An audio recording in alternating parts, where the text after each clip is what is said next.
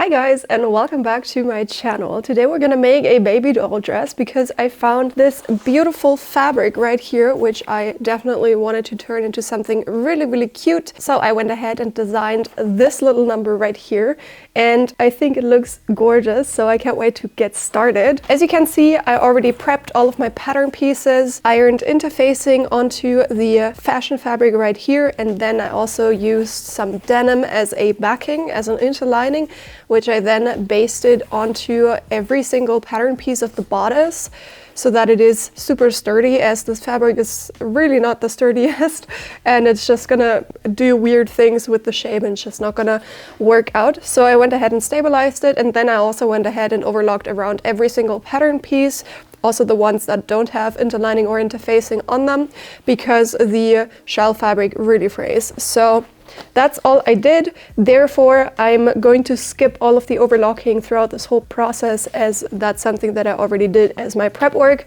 All of that will be in the sewing instructions in like prep work as well, so don't you worry about that. I am not going to line this dress because I don't think it needs it. Also, for the skirt, I went ahead and cut two rectangles that are 60 centimeters long, like the whole selvage to selvage width of the fabric, and I'm gonna gather that to fit my waist, or like higher waist, for the skirt. Obviously you can do more.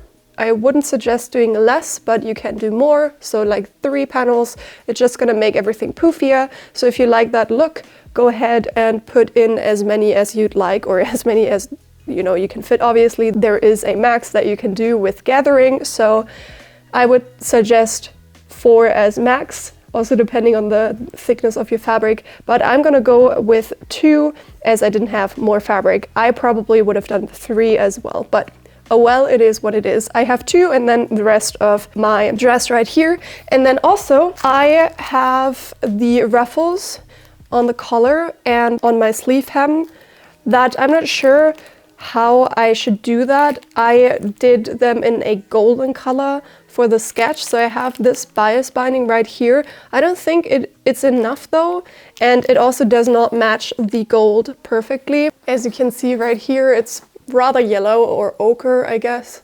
So I'm not sure if I want to do that, or if I just do some other totally different color. I could do a white, that would look on purpose. Never mind, I actually found this in my stash, so I have loads of that ochre color. It is exactly the same, so maybe I'll actually use that, and then I can also like put this bias binding onto the seams as I have in my sketch. So maybe I'm just going to use this as ruffles as well. And how I'm going to work with that is probably I'm just gonna like iron open one side like that, and that's the side that I will ruffle. And this right here is just gonna, sit with a fold as the finished edge. I think that's how I'm going to do that. So yeah, I'm gonna use this. With that, let's get started. So I have my front and my side front pieces right here, and I'm gonna close the front dividing seams by, the drill, matching up all of the notches. And I probably have to cut into the seam allowance of the front piece right here so that, this actually works and you can put this together, because then the seam opens up a tiny bit and it's so much easier to match both of these very differently curved edges together. And then I'm also going to put the bias binding on that seam, but one after the other. So let's go and do that.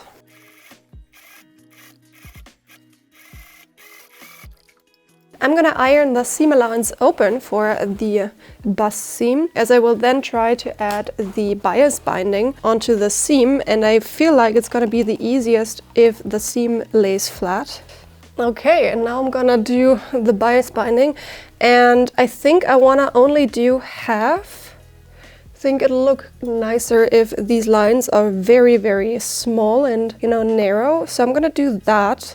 And then I also have like here, or it's probably lower, it's probably somewhere like here, I have another line that goes a tiny bit, that is a tiny bit arched, and if I want to add that, I need to do that right now, because I need to be able to go over the raw edge of that horizontal one with my bias binding that goes over the front dividing seams. So since the pattern does not have a dividing seam there, because it's frankly not necessary, so I just, made it one pattern piece, I'm just gonna draw that in, probably just gonna eye it. So I went up here 4 centimeters, and in the center I went up 6.5 centimeters. And then just nicely arched it over. So let's add the bias binding right here. I'm gonna go ahead and also iron it in half so that I have a perfectly prepared flat surface to work with. And now I'm just gonna stitch this onto my front piece.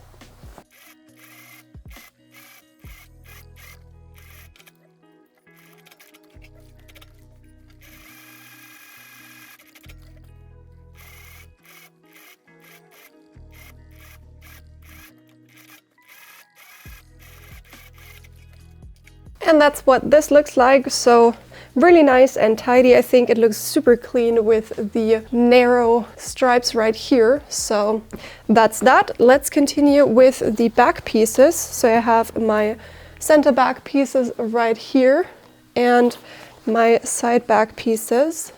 And I'm just going to close the back dividing seam the same way as I did with the front dividing seam. There will be one notch somewhere around here, so match that up together as well, and then you'll probably have to cut into this area right here to match them up perfectly. And then we're gonna iron them flat and also add the bias binding to that seam.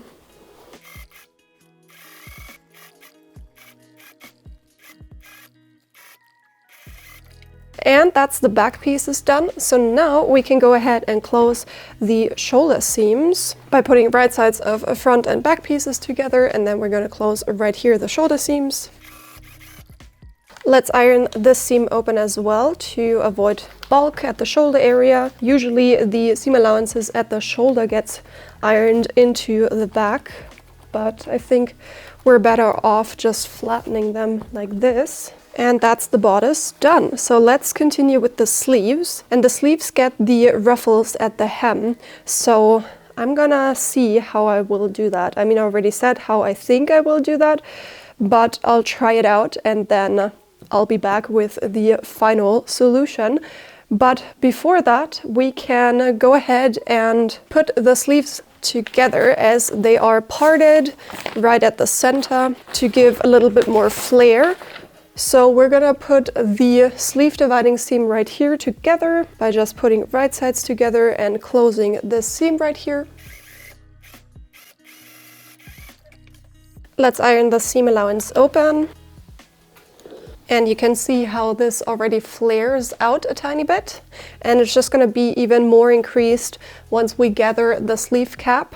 Otherwise, you're just gonna have, like, the sleeve is kind of caving in right here. It's gonna go towards the inside if you don't flare it out like that.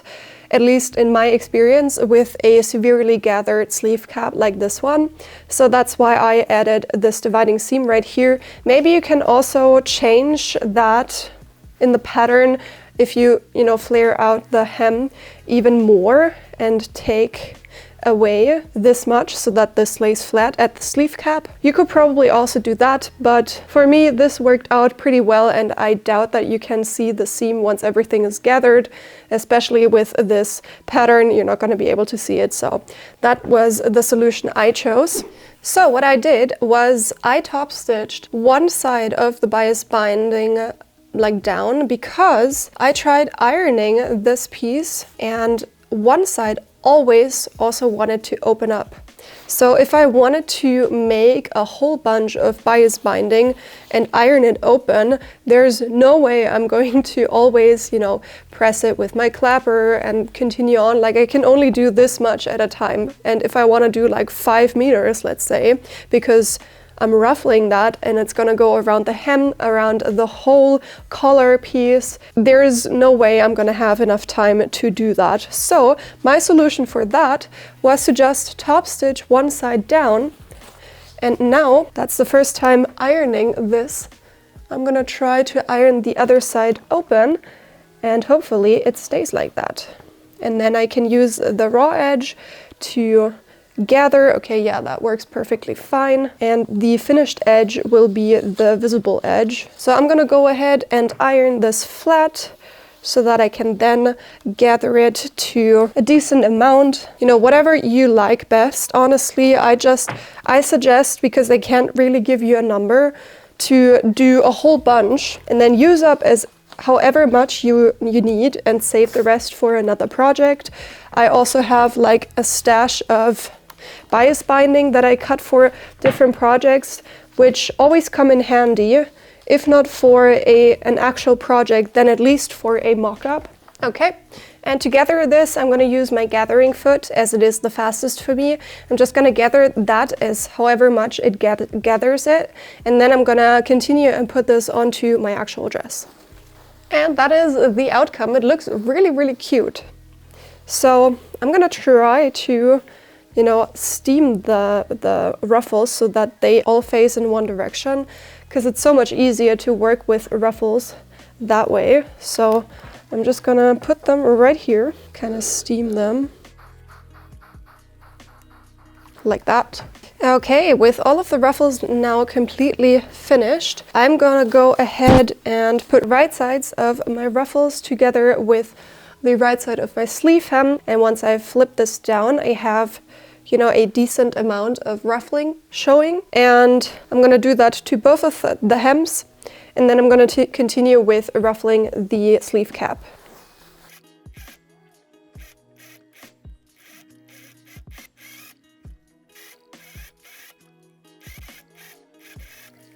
Okay, that's the sleeve hem. It looks really, really cute. I am really pleased with how that worked out. So what I will be doing now is to add a gathering stitch from the front sleeve notch all the way over to the back sleeve notch. You're going to find the notches in the pattern. I'm going to put 2 rows of gathering stitches into the sleeve cap, and then I will gather them to fit the size of the arm's eye to be able to put them in.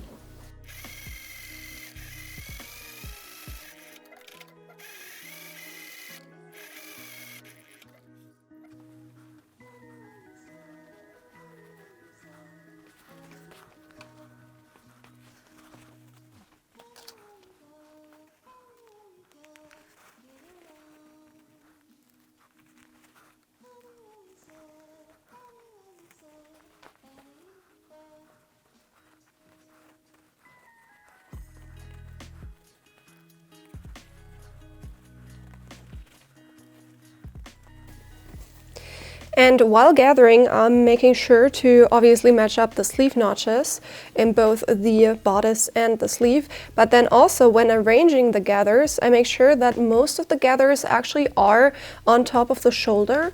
And then towards the back, I do the exact same. So I try to have most of them up here, and then it slowly, gradually moves into 0 gathers once you reach the sleeve notch on, you know, the front and the back, as you can see right here. And I'm just holding the thread here so that the tension stays the same. And now I can go ahead and actually put the sleeve cap in and see how everything looks.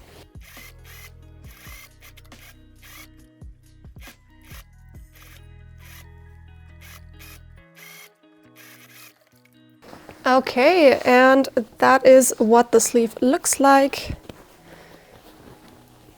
I think it looks, oh, I missed a pin. I think it looks really, really nice. Let's iron the seam allowance into the sleeve. I missed another pin. What's up with that? All of the white pins I just completely missed. So let's iron the seam allowance into the sleeve. I'm gonna do that very carefully. So I like to have my piece laying flat, and then I'm just gonna start from the underarm here and slowly moving my way up. And I'm not really, I'm not trying to flatten any of the folds.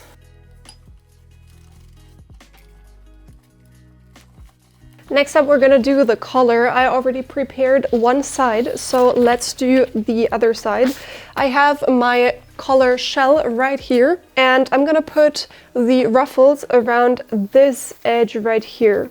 So I'm gonna leave the front neckline, the back neckline, and the zipper, center back, the zipper without the ruffles, because they're only gonna be where it's visible, obviously. So I have a bit left, which is amazing because then I don't have to worry with the amount. And I'm just gonna put it on here. So at probably like 5 millimeters, something like that. And then I'm gonna put my facing over top here and also sew only that curve at 1 centimeter so that I have, you know, everything nicely. And I'm gonna try to understitch that seam as well. I know this is a very stark curve and it's not the easiest to understitch there, but you can try. If you can't understitch, just leave it. It's not that important, but the color will lay a tiny bit easier how it's supposed to lay. So let's add the ruffles to this edge right here, then the facing on top, and then understitch.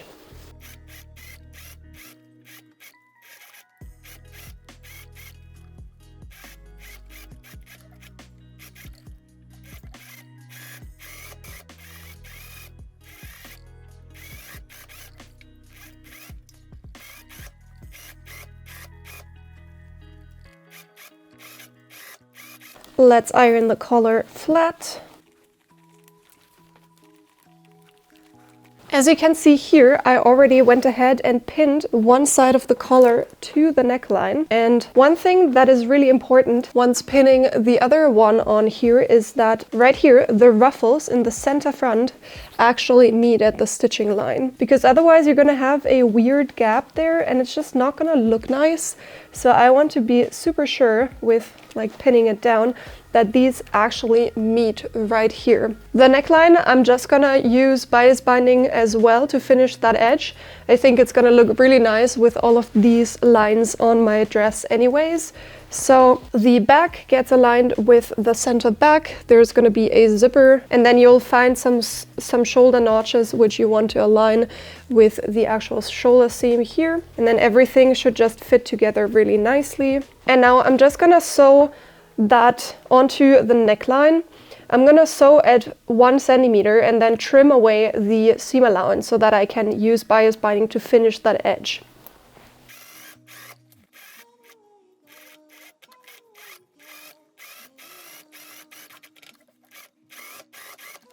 And with that done, let's trim away the excess seam allowance. I'm cutting it down to probably like 3 millimeters.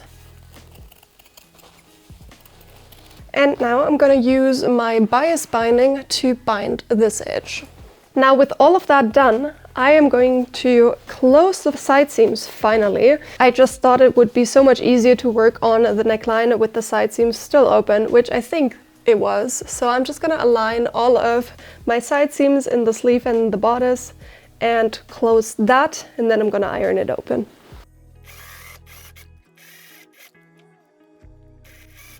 Let's start working on the skirt panel. So I have two, as I mentioned before. That means to avoid a seam in the center front, I have to cut one of these two in half so that I have one full panel which is going to sit in the front, and then two half panels which is going to be the back pieces and the zipper. So I want to have a seam in the center back and then two seams in the side seams respectively, and therefore no seam in the center front, which means I have to cut one in half if you do two. If you have an odd number, you can just go for it. You don't need to, add any seams, but with even numbers you always have to have one panel to avoid a front seam. So I'm gonna go ahead and quickly iron these panels flat. And since I have selvage edges, there is no need for me to overlock, so I'm just gonna put right sides together of the front piece, which is the big one right here, with one of the selvage edges of my back, and then the other side with the other back panel right here.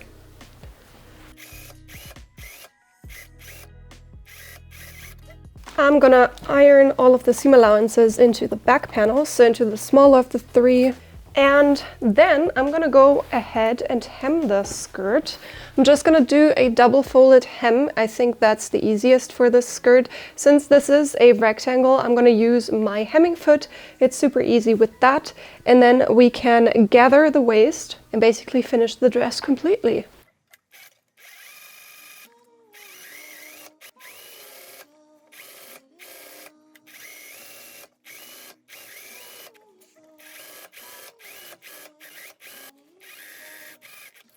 I added 2 rows of gathering stitches into my skirt waistline, and now I'm just gonna go ahead and gather this a whole bunch until it is the same size as my waist or higher waist for my bodice. Just be careful that the thread doesn't rip, because then you'll have to do the gathering stitch all over again.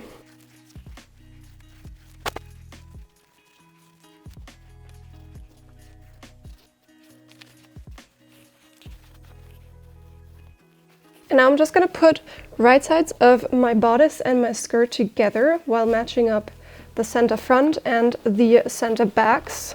Seem to have gathered it a tiny bit too much, but that's fine. And now with that in place, I'm gonna knot these edges here so that the gathers stay in place, since they are the length now that they need to be. And then I can go ahead and, distribute the gathers evenly so everything looks nice. And I can go ahead and also align the side seams as they should be at the same spot right here, and then the same to over here. And the in-between I can now also match up edge to edge, and I'll just add some pins every now and there, and then also in the back. And now I can go ahead and close the waistline.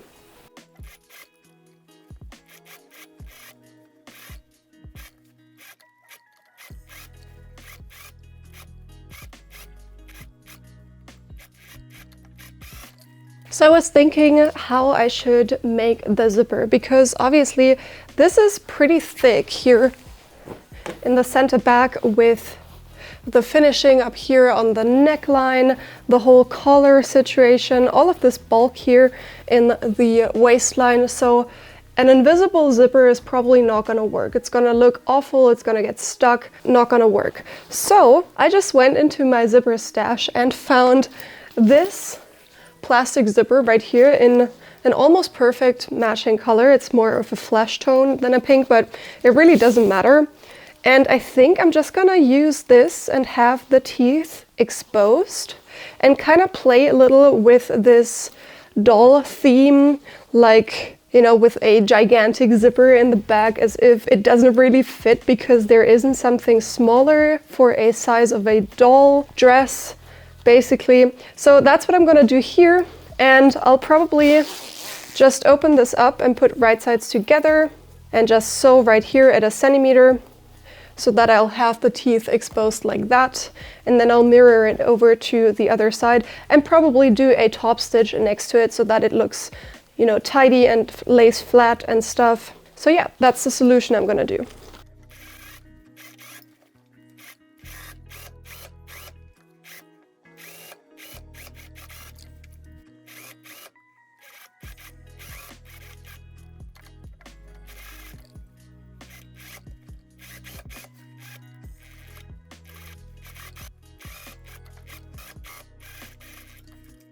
Okay, that's what it looks like. I think this was a good idea. I think that was my best option, to have a clean finish in the center back, a finish that looks purposeful and not like, oh, it might have not worked out what it might have looked like with an invisible zipper. So I'm super happy with that decision. Everything lines up pretty nicely. And now the last thing to do is close the remaining center back. I stopped top stitching a tiny bit before the end of the zipper. So now I'm actually going to iron in this fold line here so that once I am sewing, I know what I need to match up. That might be pretty helpful here. And now I can just close the center back by matching up all of the notches, and then I'm gonna stitch as far as I can. But that's that, and then I'm gonna go over here with a bar tack to have it squared off down here, and then the dress is done.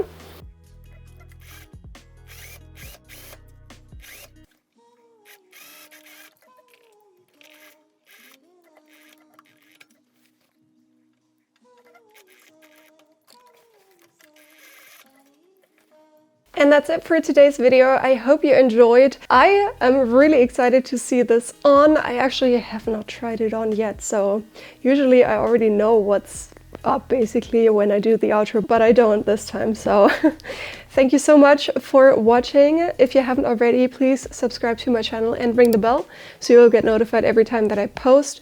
I would very much appreciate it if you leave a comment down below. It helps me reach a broader audience and it just pushes the algorithm a tiny bit. So thank you so much for that. In the meantime, if you haven't already, go follow my social media for short format content. Links to all of that are down in the description below. The most direct way to support me and keep videos just like this one coming is to head over to my Etsy store, where you find this pattern and also so many other patterns. So thank you so much for your support and happy sewing if you purchase something.